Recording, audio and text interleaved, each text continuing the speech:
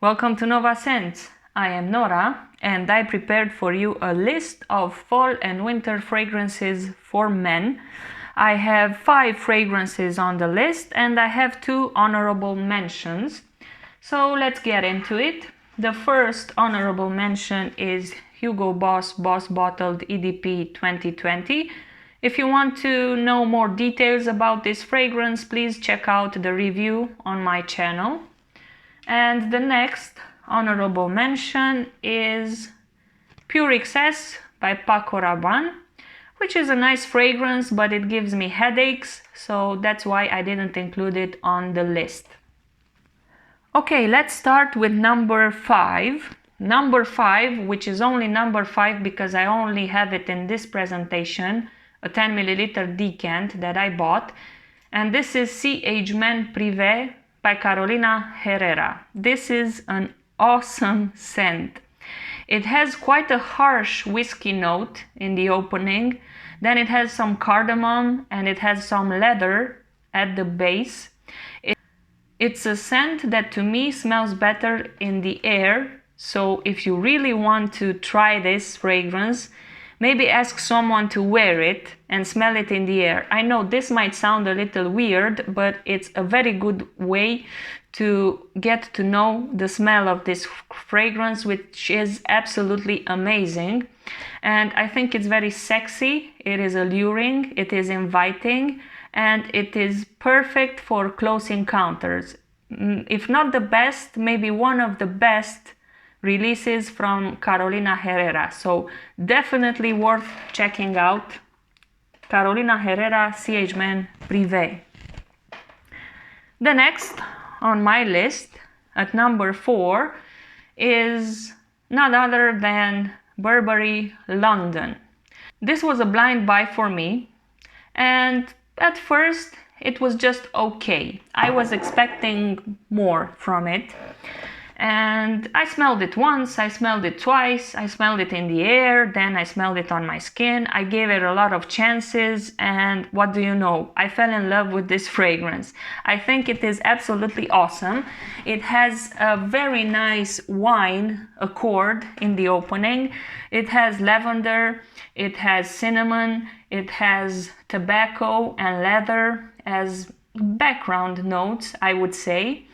And it's very good for winter. Most reviewers say that this is a great scent for the winter holidays, especially for Christmas, and I do agree with them. I see it for those moments when the family gets together, where there's a lot of noise, there's a lot of cooking.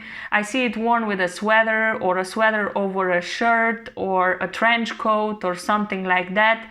So a great scent. It is also a cheapie, and what more can I say? Definitely worth checking out. Burberry London.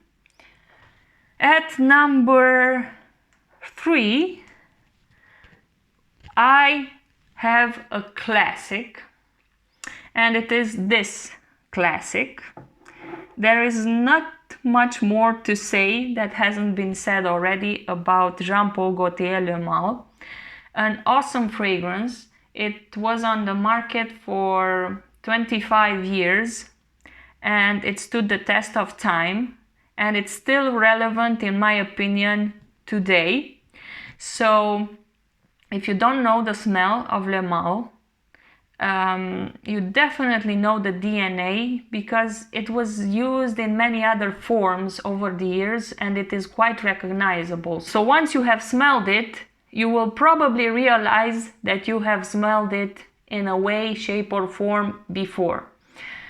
The presentation is also very recognizable, and it comes in that tin can that some people try to open with a can opener. Please do not try that at home. And it comes in this bottle that is of course very well known. It has lavender, it has mint, it has a great note of tonka beans. I really like tonka. And it has vanilla. It's a bit of a sweet scent. It's also a barbershop type of fragrance and it still works. So do check Le Male out. very good for fall and winter. Oh, and also has great longevity and projection. And talking about great longevity and projection and awesome fragrance, here comes at number 2, Encre Noire by Lalique. An absolutely amazing fragrance. This one is very unique. It is mysterious, it is dark, it has vetiver in it, it has a wonderful note of cypress in the opening, and it is a cheapie. So what more can I say? Lalique Encre Noire, a very good scent, very good for fall and winter. It is very masculine, and I've heard talks about it being similar to Chanel Sycamore. I haven't smelled that one, so there might be some similarities, but I cannot talk about that. So please do try Encre Noire for fall and winter. This is one of the best ones in my opinion. And moving on to number 1, which is Bulgari Man in Black. Such an awesome scent, wonderful presentation. That black with rose gold is so elegant and it looks so good in my collection. It has this atomizer which you can lock like that. You just turn this. It has no cap, you just turn it and lock it.